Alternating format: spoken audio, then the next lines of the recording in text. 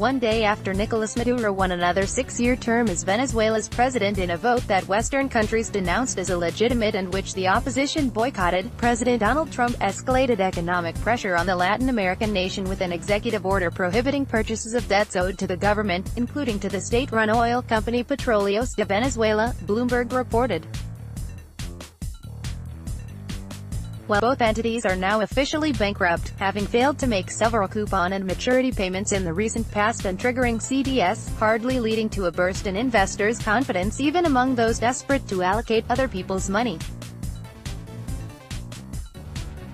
into this particular hyperinflationary socialist paradise. The executive order, which covers all transactions on any debts owed to the Venezuelan government or state-owned enterprises including accounts receivable, will make funding of the Caracas regime even more complicated. Speaking to Bloomberg, Trump administration leakers, of which there are many, said the order was intended to restrict the Maduro regime's ability to liquidate its assets and close off avenues for corruption. While that was not surprisingly, in a novel, the prohibition on purchases of debts owed to Venezuela also explicitly targets working capital in the form of accounts receivable.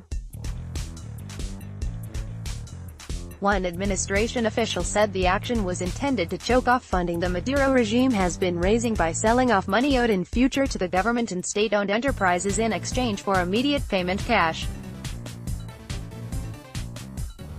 And while an official said such transactions were tantamount to mortgaging the future of Venezuela, what the leaker forgot to mention is that the only entities who would be willing to fund such receivable are China and Russia, neither of which would subject itself to U.S. sanctions.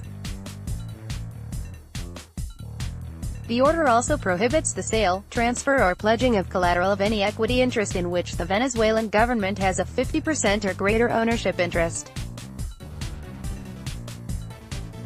What the order will achieve is give China even greater control over financial and political events in Venezuela, while further pressuring PDVSA production, and leading to even lower Venezuela oil output,